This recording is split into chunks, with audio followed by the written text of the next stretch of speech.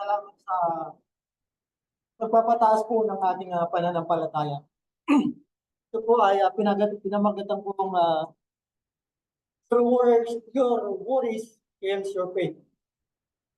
So, lahat naman po siguro tayo talaga ay likas po sa ating mga tao na tayo ay nakakaramdam ng pagkabalisa o pagkaalala sa ating mga buhay.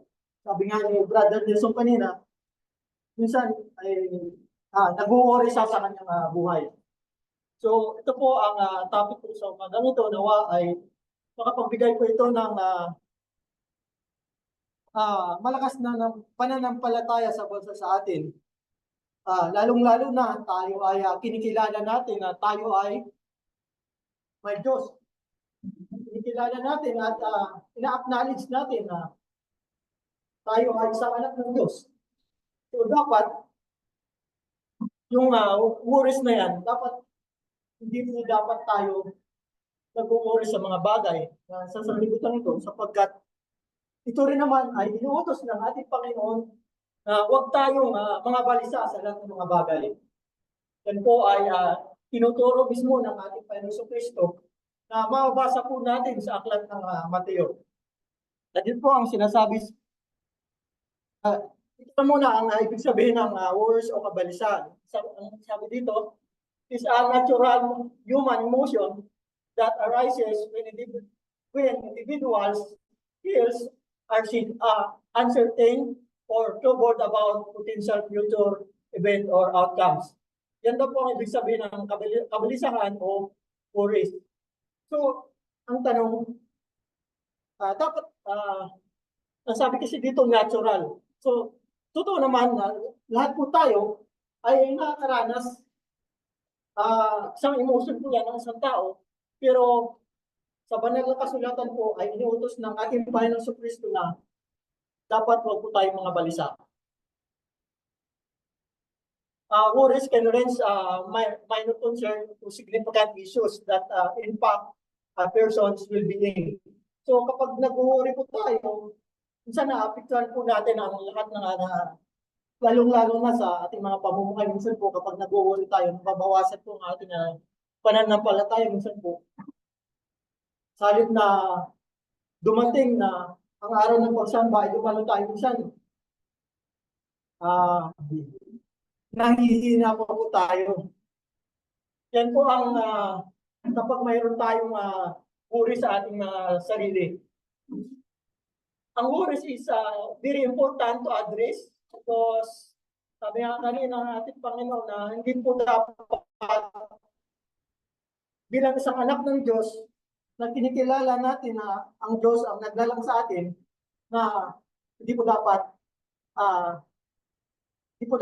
na magmutawi sa ating mga puso't isipan na makakaramdam tayo ng pag-aalala sapagkat alam ng Diyos ang ating mga pangailangan.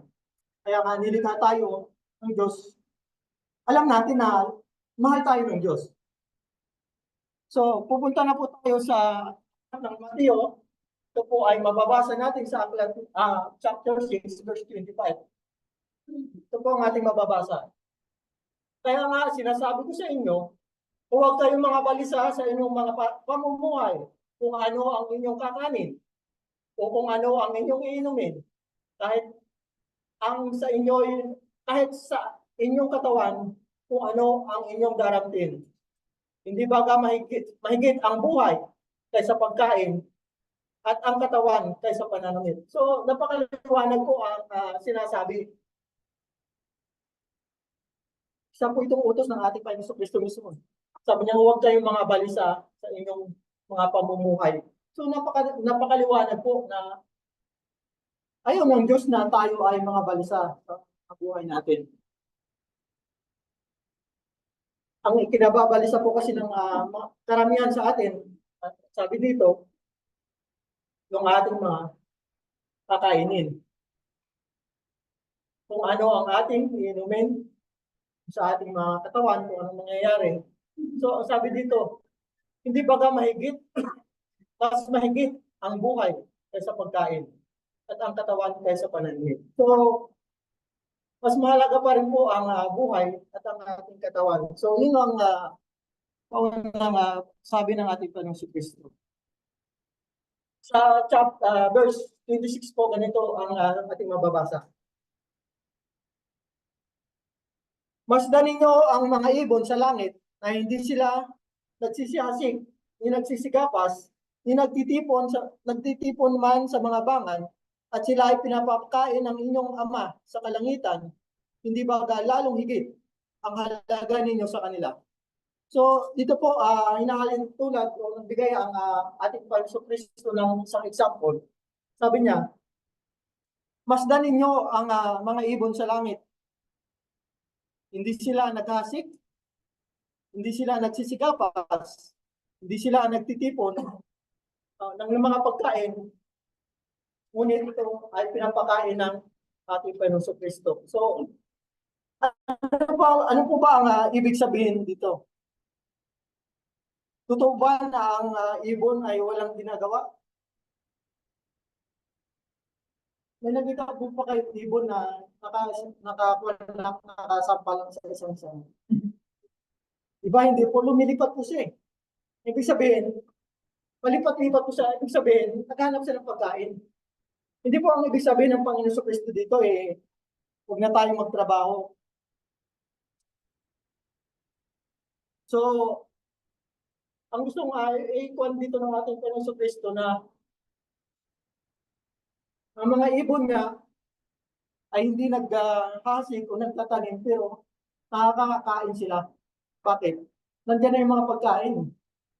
Hahanapin na lang natin. Ganun din po sa buhay natin. Nandito na rin po ang ating mga kailangan. Hanapin na rin natin. So, ang gagawin po natin, gawin po natin ang lahat ng ating mga kaya, gawin po natin ang mamuhay ng marangal, do our best, the Lord will do the rest. Ang sinasabi. So sa verse 27, ganyan po ang sinasabi. Alin sa inyo ang sa pagkabalisa ay makapagdaragdag ng isang siklo sa sukat ng kanyang buhay. So, napakaliwanag po sa sinasabi dito. Wala po talagang benepisyo pagkakaroon po natin ng kabalisan sa ating mga buhay. Sabi nga dito, hindi po makapagdaragdag ng isang siklo para ikaw ay mabuhay ng matagal. So, baka lalo pang lumiit o bumaba. Di po ba? Kasi nga po, pag hindi po natin na-address ang ating kabalisan sa ating buhay, sabi nga sa ating mga binasa ng sa taas pa, kapag lumala po ang kabalisan o anxiety sa ating buhay, malaking effect po sa pamumuhay ng isang tao. So, napakaliwanag na binibigyan ng diin talaga ng ating Panginoon Kristo na dapat sa ating mga buhay, huwag po tayong mga balisa sapagkat ang Diyos ang ating provider. Verse 28, ganito ang ating mababasa. At tungkol sa pananamit, bakit kayo mga balisa? Wariin ninyo ang mga liryo sa parang kung paano nagsisilaki, hindi nangagpapagal, hindi nagsisulid man. So, muli nabigay ang ating Panginoon Kristo ng isang halimbawa. Sabi dito, bakit kayo mga balisa kung ano ang inyong pananamit? Tingnan ninyo ang mga halaman sa parang.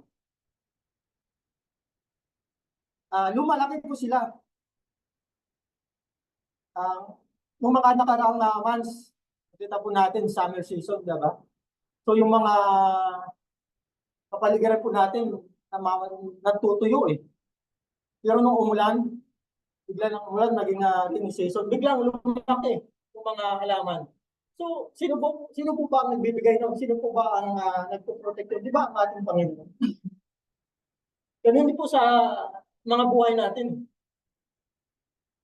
So, sabi nito, wariin ninyo ang mga liryo. Magsisilaki po sila na wala naman silang ginagawa. Kundi ito ay pinoprotektahan ng ating Panginoon Kristo.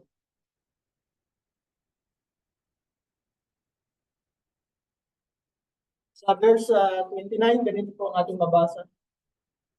Kaya may sinabi ko sa inyo, na kahit si Solomon man sa buong kaluwalhatian niya ay hindi nakapagdaya na gaya ng isa sa mga ito.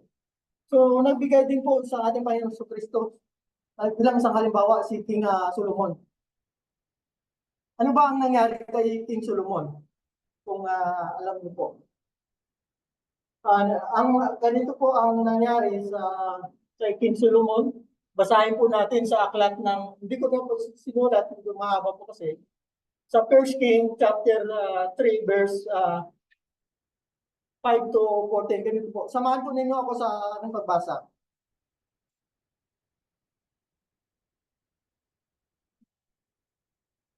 Verse 5. Ganito po.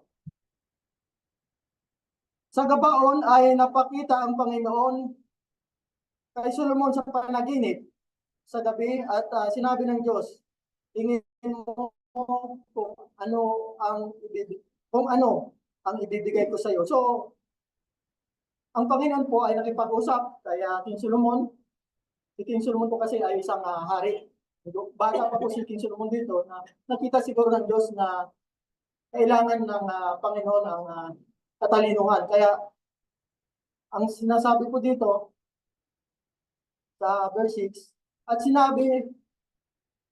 sinabi ni Solomon, ikaw ay nagpakita sa inyong lingkod na aking amang kay David na malaking kagandahang loob ayon sa kanyang inilakad sa harap mo sa katotohanan at sa katwiran at sa katapatan ng puso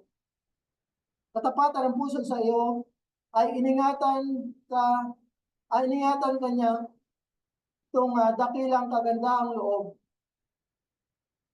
na iyong bigyan siya ng isang anak na nakaupo sa kanyang luklukan gaya ng sa araw na ito. So, si Haring Solomon po ay naging isang hari.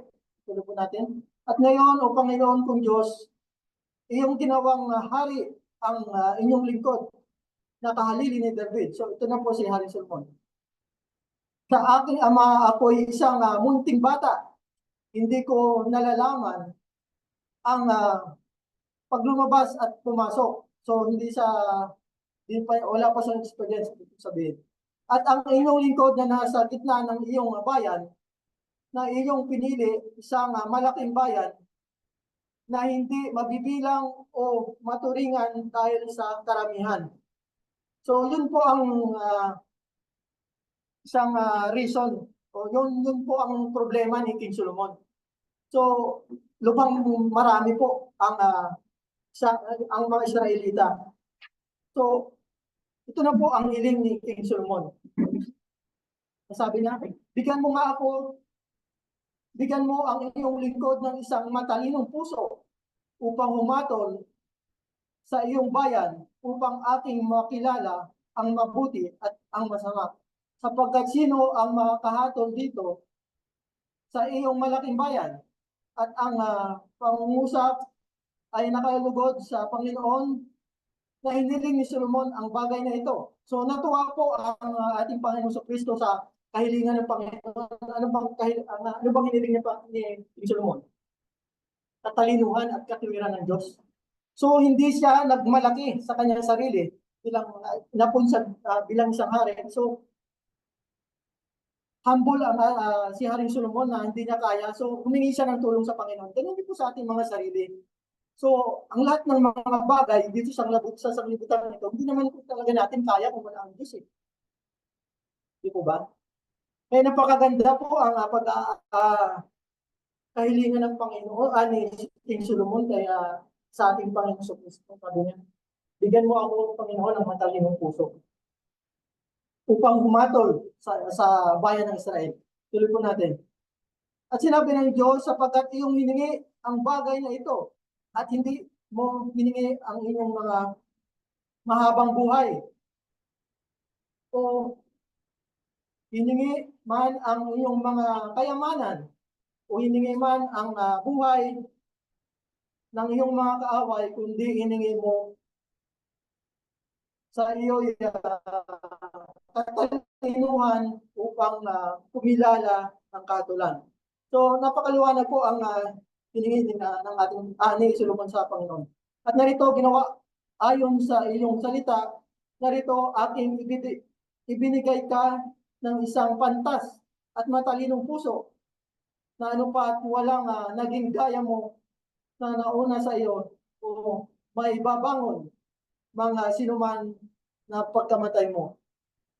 13. At aking namang binigay sa iyo ang hindi mo piniling. So yun ang kagandahan. Sabi niya dito, ibinigay ng Panginoon ang kayamanan at gayon din ang karangalan at ano pa walang magiging gaya mo sa mga hari sa lahat ng iyong kaarawan.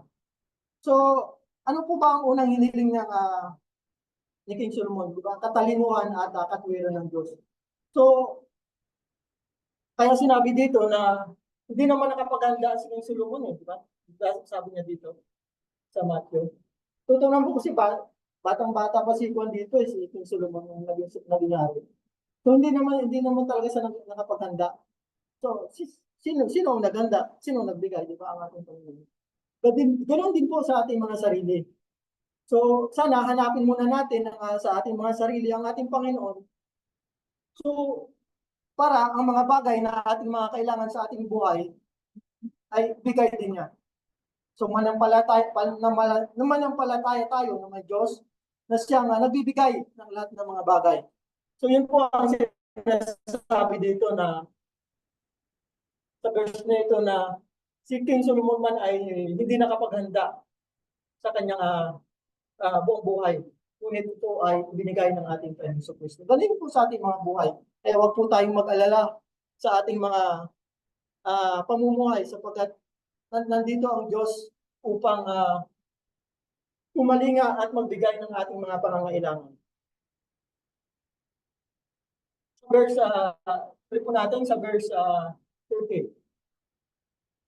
Ngunit itong pinaramtan ng Diyos ng ganito ang damo sa parang na gayon man ay buhay at sa kinabukasan ay ginagatong sa kalan.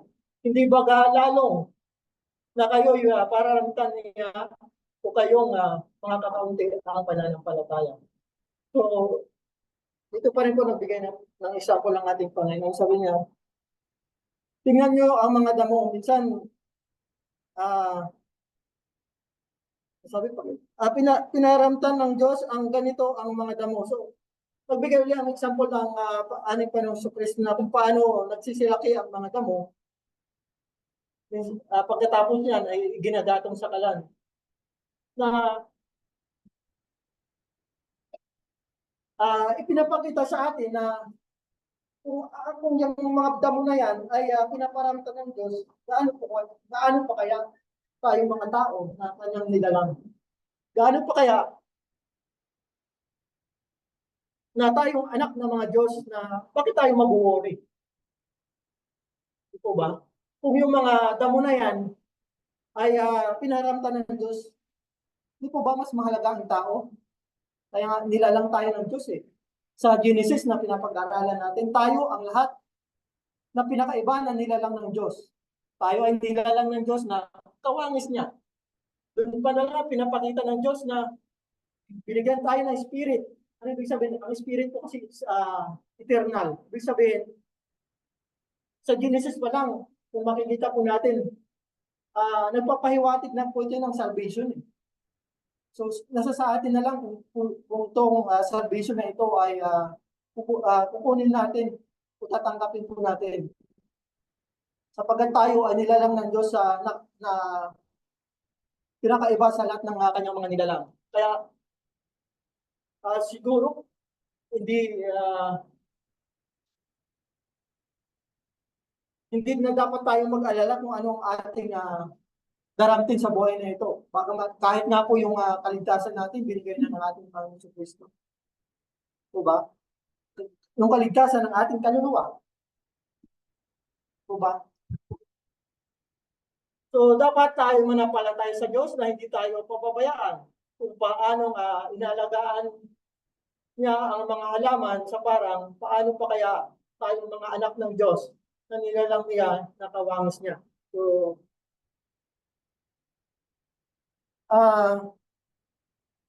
napaka,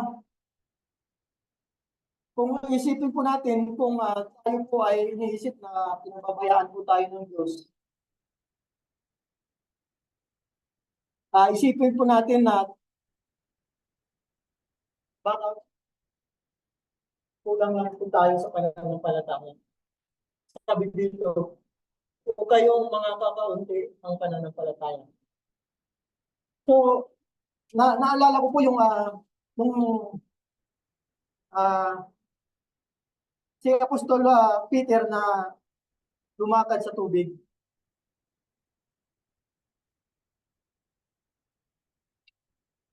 Mababasa po natin dito sa Matthew.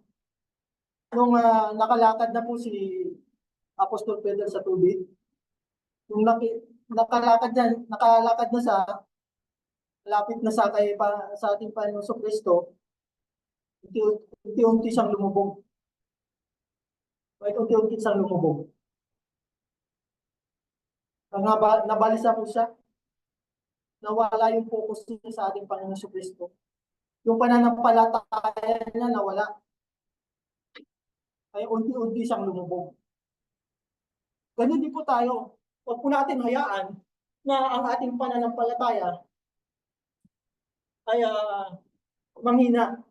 Kaya po napakahalaga ang pagtitipon natin sa mga araw na ito sa linggo sa ating pagsamba sapagkat dito po lumalakas po ang ating pananampalataya. Dito po tayo nakakarinig ng mga bagay na pang-espiritual upang magpatuloy po tayo sa ating pananampalataya. Patuloy po tayo upang tayo ay magkaroon ng buhay na walang hanggan. Dito po tayo tumitibay. Kaya mahalaga po sa bawat sa atin na nakikita po natin ang bawat sa atin. Yan po ay nakapagbigay po ng pananampalataya sa bawat sa atin. Kaya mahalaga po na huwag po natin hayaan ang ating pagkakatipon sapagkat napakahalaga po na ang bawat sa atin makita po natin na nagpapatibayan po tayo sa ating pananampalataya.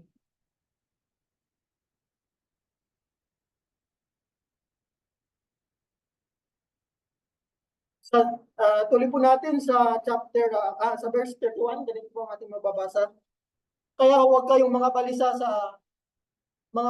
na mga nagsasabi, ano ang aking kakanin o ano ang aking inumin o ano ang aking daramtin. So, tuloy na po natin, na-discuss na po natin. Sa 32, sapagkat ang lahat ng mga bagay na ito ay siyang pinaghahanap ng mga hintil. Yamang talastas ng iyong ama sa kalangitan na kinakailangan ninyo ito, ang lahat ng mga bagay na ito. So, muli, binibigyan ng emphasis dito na ang mga bagay na ito ay alam ng Diyos na kailangan din natin. So, katulad sa isang ama, tayong mga ama, Brother Nelson, ako, ibang mga tatay, tayong ama na may mga anak. So, lahat ng kailangan ng ating mga anak ay gusto nating ibigay. Ito ba? Kahit na yung susubo na lang natin, ibibigay pa natin. Ito ba? Yung ama pa kaya na nasa langit. So, paano pa kaya ang ating ama na nasa langit na lumalang sa atin? Papabayaan niya ba tayo? Sigurado po ako na hindi tayo pababayaan. Basta gawin lang po natin ang ating part. Sabi ko nga kanina, do the best in your part and the Lord will do the rest. So, ang mga bagay po talaga sa sanlibutan ito ay umiiral para sa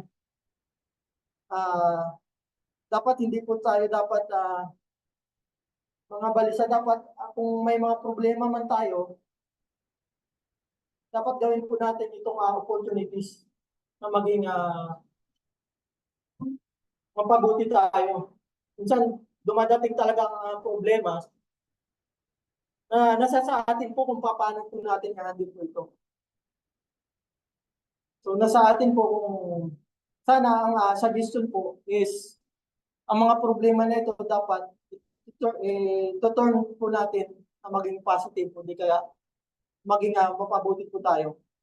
So minsan ginagamit talaga ng Diyos yung mga katulad ng kabalisan na yan upang ipakita na hindi talaga kaya ng tao na mag-isa. So, pinapakita dito na kailangan po natin talaga ang Diyos. Na dapat gusto ng Diyos na tayo ay magtiwala sa Kanya sapagkat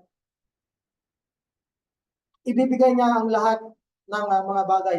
Hindi ko po sinasabi dito na ibibigay niya yung mga karangyaan o ang mga wants o yung mga apang material na bagay. Ang sinasabi po dito na ang lahat ng mga bagay ay yung kailangan lang ng tao. Ano ba yung mga kailangan ng tao? Yung mga pagkain, damit, mga medicine o ano, mga pangangailangan, pang-araw-araw na pangangailangan. Yun po ang sinasabi dito, hindi po yung mga magkakaroon po tayo ng mga garang mga sasakyan. Pero hindi po ibig sabihin nun masama. Si King Solomon nga, binayaan niya yung kayamanan. So hindi po masama ang kayamanan. So alam kasi ng Diyos kung sa isang puso ng tao, sa kanyang sarili, kung ito ay makakabuti sa kanya. Bilang isang ama, sa anak, maliit pa yung anak, nagpapabili ng cellphone, alam niya na makakasira sa kanyang pag-aaral. Bilang isang ama, ibibigay mo po kaya? Diba hindi yun? So alam ng Diyos eh. Alam ng Diyos kung ano makakabuti sa atin. So dapat, magtiwala lang po tayo sa ating Panginoon Kristo. So, alam ng Diyos kung ano ang pinakamabuti sa tao. Kaya magtiwala po tayo. So, ang susi po tayo talaga dito ay magkaroon po tayo ng pananampalataya sa Diyos.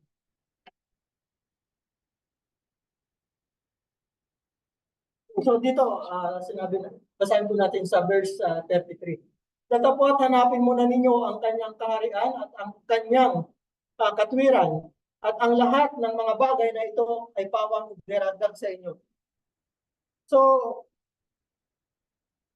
ang sabi ng ating Panginoon Kristo, hanapin muna ninyo ang kanyang kaharian at ang kanyang katwiran. So, ganito po ang nangyari kay King Solomon at kay King David at kay Job. Di po ba? So, anong hinanap muna ni King Solomon? Katwiran ng Diyos. So, pagkatapos nun, binigyan siya ng biyaya ng Panginoon. Ganun din kay King David, kay Job, kung nakikilala po ninyo si Job. Si Job nga po inalisan ng kayamanan. Pero hindi po na gumibap si Job sa kanyang pananampalataya. Anong nangyari kay Job? Kay Job? Pagkatapos ng kanyang pagsubok, binigay lahat. Doble pa. Diba? So, napakalaga po na ang unang hanapin natin sa buhay na ito ay ang katwiran ng Diyos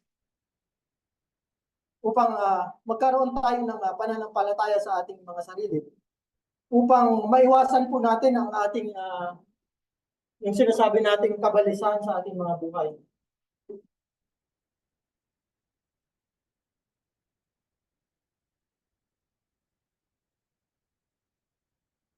Verse 34, ganun po ang ating mababasa.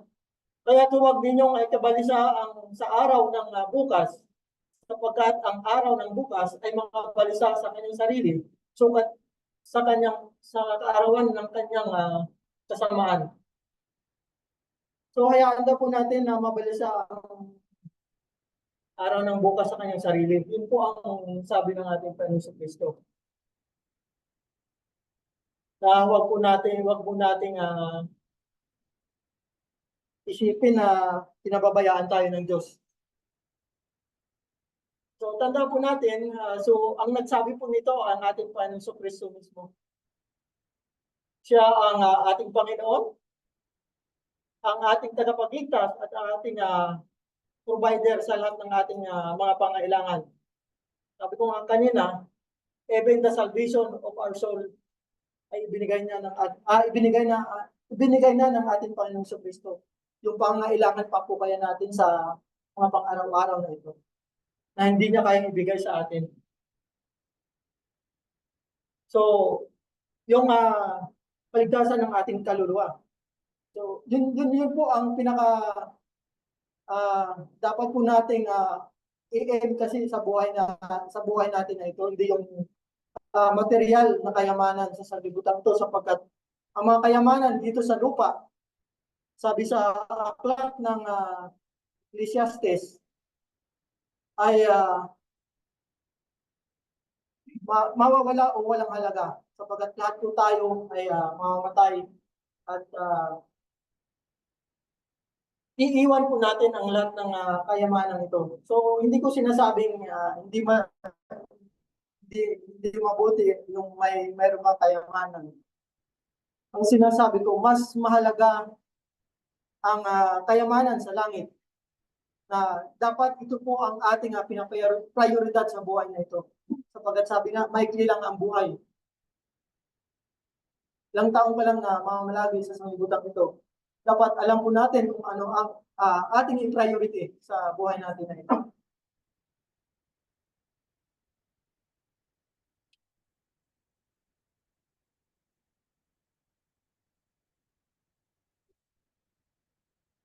So, malapit na po tayo magtapos.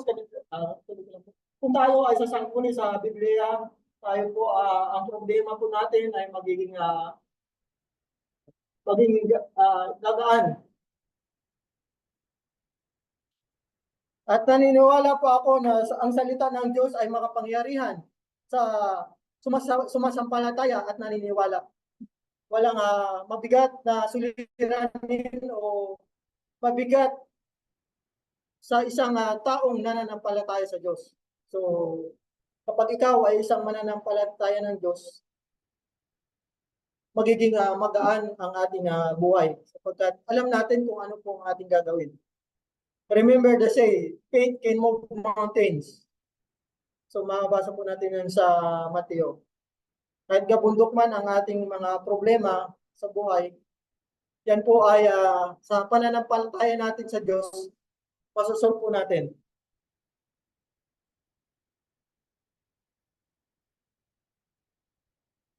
So mahal tayo ng Diyos at siya ang lumikha sa atin, lalong-lalo na kung tayo ay sumasampalataya tayo sa Kanya, ay kinikilala niya tayong mga anak ng Diyos. Hindi niya tayo pagkukulangin at pagmamalasakitan at sa pagtulong at sa ating at hindi ko kayo pababayaan. So mababasa po natin sa Hebrews chapter 3 verse 5, ganito pang sinasabi. Mangilag kayo sa pag-ibig sa salapi. Magkasya kayo sa inyong tinatangkilik, sapagkat siya rin ang nagsabi, sa anumang paraan ay hindi kita pagkukulangin, sa anumang paraan ay hindi kita pababayaan. So yan po ang consolation ng ating Panginoon Kristo na sinasabi. So sabi niya, magkasya ka ngayon sa iyong tinatangkilik. Sa anumang paraan, sabi niya, hindi kita pababayaan. Sa anumang paraan, hindi kita pagkukulangin. So, napakagandang konsolasyon po sa atin na isang mananampalataya ng Diyos, na ang Diyos talaga ay hindi nagkukulang sa atin.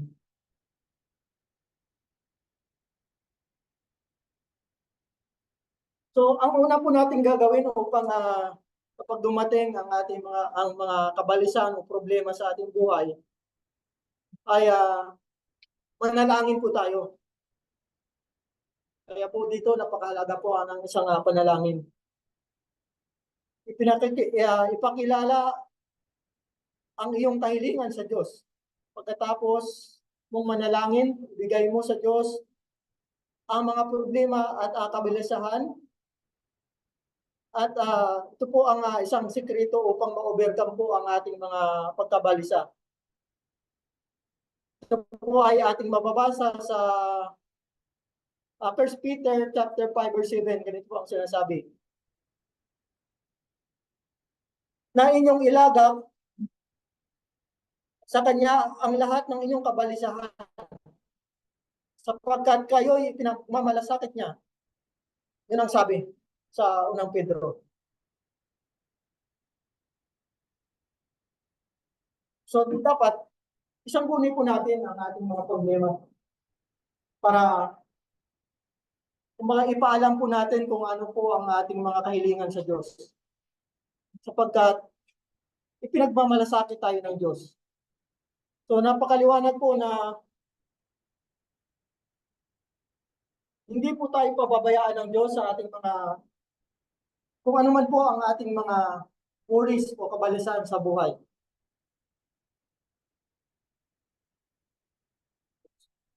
So sana po sa umagang ito ay kahit maikli, nawa ay nakapagbigay po ako ng kunting karagdagang mensahe na nawa ay naging lumaki po ang ating pagkakilala o pananampalataya sa Diyos. Yan lang po at sana po ay maraming salamat sa inyong mga pakikinig.